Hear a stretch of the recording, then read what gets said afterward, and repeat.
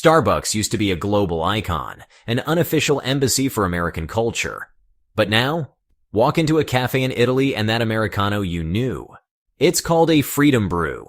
In France, it's just black water. No joke. This isn't branding. It's backlash. Something deeper is brewing. The world isn't just rethinking US products. It's rethinking everything America once symbolized. Freedom, innovation, even quality. So, is this just petty symbolism? Or are we witnessing a global shift in how American goods and American influence are being quietly dismantled? A popular cafe chain in Milan stopped calling it an Americano. They renamed it Acqua Scura, black water. Not as a joke, but as a statement. It no longer sells to associate taste with America, said the cafe's co-owner, Luca Ferrara, in an interview with Corriere della Sera.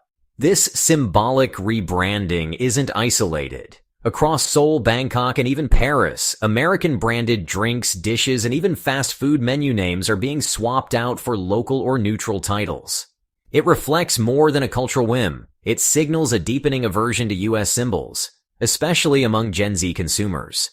According to a 2024 Pew Global Attitudes survey, favorability ratings for the U.S. among young adults in G20 countries dropped to just 43%, down from 62% a decade earlier. As American soft power erodes, even coffee becomes a referendum on perception, and what's happening on menus may be the first sign of a larger consumer mutiny still brewing. In 2024, U.S. exports of consumer goods to Canada fell by 11.4%, while exports to the EU declined by 12.6%, according to the U.S. Census Bureau. But the disappearance isn't just in trade data, it's happening on store shelves. In Berlin, the German retailer Rewe cut shelf space for Kellogg's and Kraft Heinz by 40% in favor of local brands, citing supply instability and shifting consumer trust. In Canada, grocery giant Loblaw began promoting European over U.S. cheese and condiments, stating that customer preferences have shifted toward non-American alternatives, according to a spokesperson quoted in the Globe and Mail. These shifts aren't always political. They're operational.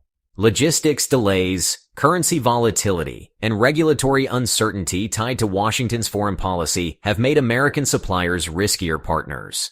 What's emerging is a new supply chain logic. When buyers want consistency, America is no longer the first call, it's the complication. Donald Trump's tariff policies from 2018 to 2020 and their partial reinstatement in 2025 were pitched as pro-worker but triggered long-term fractures. After the reintroduction of aluminum and steel tariffs on the EU in February 2025, Germany's Minister for Economic Affairs, Robert Habeck, called them an outdated tool damaging Western unity. In retaliation, the EU revived dormant tariffs on Harley-Davidson and Levi's. According to Bloomberg, U.S. exports to the EU in tariff-affected sectors dropped by $6.4 billion in Q1 2025 compared to the same quarter in 2024. A survey conducted by the European Roundtable for Industry found that 72% of executives across Europe reassessed U.S. supplier relationships due to policy unpredictability. The cost wasn't just monetary, it was reputational. Longtime allies began to question whether U.S. trade policy was based on economics or ideology. And when allies start acting like competitors, the damage runs deeper than duty percentages. In 2024, #BoycottUSA trended in over 18 countries, not driven by official sanctions but by decentralized citizen pushback. In South Africa, labor unions urged the government to cancel defense contracts with U.S. firms after Washington criticized Pretoria's stance on Ukraine. In India, U.S. fast food chains like Burger King reported a 22% drop in foot traffic after Prime Minister Modi's nationalist allies amplified social media campaigns against foreign food dependence, according to Nielsen India.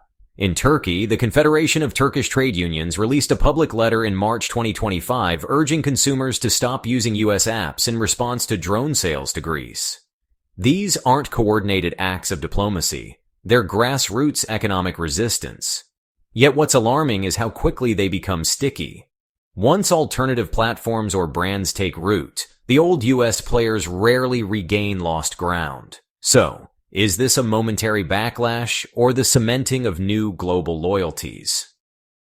Tesla's global EV market share has plummeted from 14% in 2022 to 8.5% in early 2025, according to Bloomberg and AF. In China, the world's largest EV market, Tesla's sales dropped 26% year-over-year as of March 2025.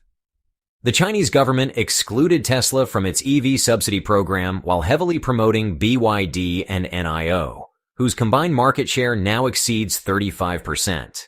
But it isn't just about policy, it's about perception. State-run media regularly frame Tesla as a proxy for Western influence, and Chinese authorities launched 3 safety probes in 6 months targeting Tesla vehicles. Meanwhile, in Germany, the powerful IG Metal Union protested working conditions at Tesla's Berlin Gigafactory, amplifying headlines about American-style labor exploitation. Reuters reports that even in markets like Australia and Norway, once bullish on Tesla, customer satisfaction scores are falling, with critics citing software surveillance concerns and geopolitical backlash. Elon Musk may have made electric cars aspirational, but in a world increasingly skeptical of American brands, aspiration now has a different accent. In 2025, Mercado Libre in Brazil removed over 800 US products from its top search rankings, favoring local and Chinese alternatives, according to company data reviewed by Reuters. In India, Meesho's new AI-driven algorithm deprioritized American consumer electronics in its default sort order, citing logistical instability and political pressure in internal strategy documents leaked to the Ken.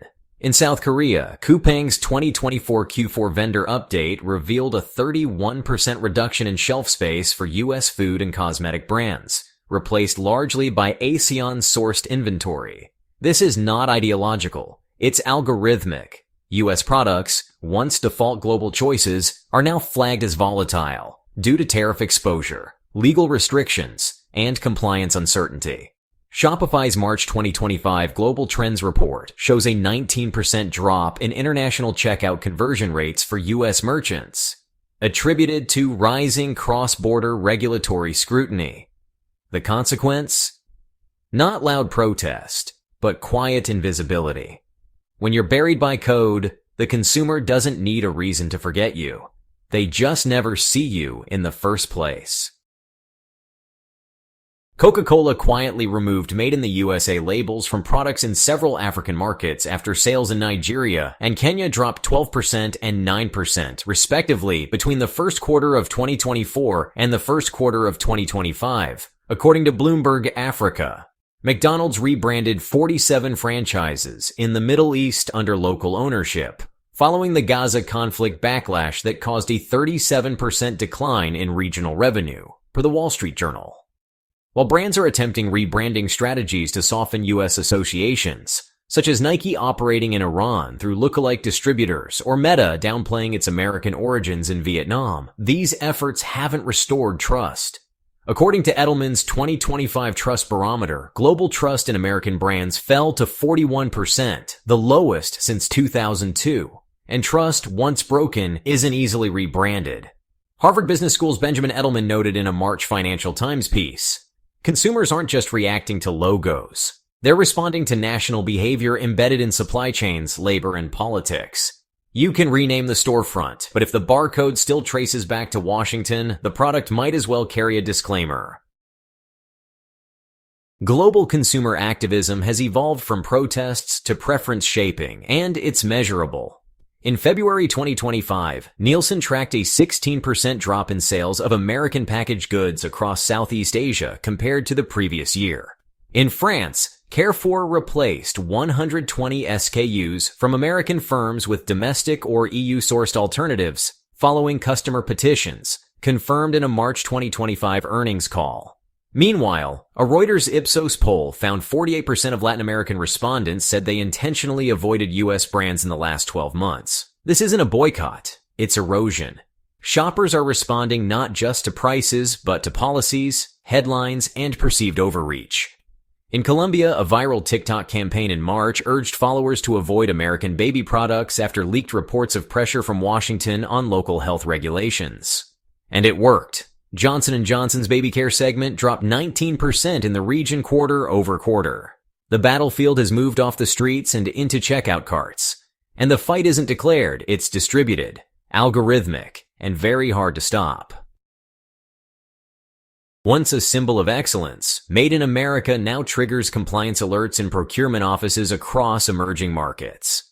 A 2025 report from the International Chamber of Commerce found that 62% of surveyed importers across Africa and Southeast Asia flagged U.S. goods as higher risk due to export bans, IP restrictions, and tariff unpredictability. Egypt's Ministry of Health recently delayed over $15 million worth of U.S. medical device imports due to licensing ambiguities linked to U.S. dual-use technology regulations, as reported by Al Ahram Weekly. In Vietnam, textile exporters are scaling back on American industrial machinery purchases after U.S. Customs Enforcement froze $22 million in shipments over a trade origin dispute. Japan's Ministry of Economy noted in a March 2025 policy brief that sourcing from the U.S. now requires contingency plans equivalent to dealing with sanction-prone nations. Even allies are hedging. "We see value in American quality," said a senior official in the UAE's Ministry of Economy to The National. But the political cost is rising faster than the product value. The label hasn't changed, but the meaning has. In global boardrooms, it increasingly reads as "handle with care." So what happens when consumer rejection turns into financial rejection? When the same governments, retailers, and consumers quietly phasing out U.S. products start phasing out the U.S. dollar? Because if a brand collapse can begin with jeans and ketchup, a currency collapse can begin with bond auctions and swift alternatives. Already, China and Saudi Arabia are settling oil in yuan. BRICS nations are piloting their own payment system. And just last month, Brazil's central bank halved its U.S. dollar reserve holdings, the lowest since 2008, according to the IMF. So if the world stops buying American, does that mean it stops buying America? That's not just trade friction. That's tectonic. We're glad you're enjoying this video. Please like and subscribe. Check out another video that is now on your screen.